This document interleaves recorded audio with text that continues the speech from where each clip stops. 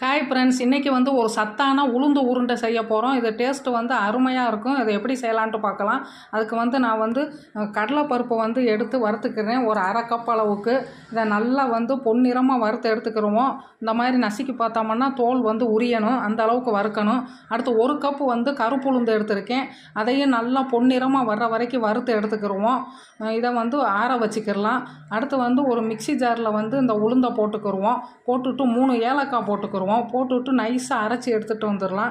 இதை வந்து நல்லா சலித்து எடுத்துகிட்டு மீண்டும் அந்த கப்பியை வந்து போட்டு அரைச்சி சலிச்சிக்கிடுவோம். அரை கப்பு வந்து கடலைப்பருப்பையும் எடுத்து அதையும் நைஸாக அரைச்சிக்கிடலாம். இதுக்கு வந்து நான் 3/4 கப்பு வந்து வெல்லம் எடுத்திருக்கேன். அதையும் போட்டு நல்லா மிக்ஸ் பண்ணிவிட்டு நெய்யை உருக்கி ஒரு 2 டேபிள் ஸ்பூன் அளவுக்கு அதில் ஊற்றி நல்லா மிக்ஸ் பண்ணிக்கிடுவோம்.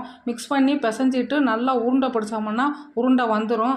இது வந்து ஈஸியான ஒரு ரெசிபி. இது ஒரு டீட்டெயில்டு வீடியோ வந்து உள்ளே இருக்குது, போய் பாருங்கள். தேங்க்யூ.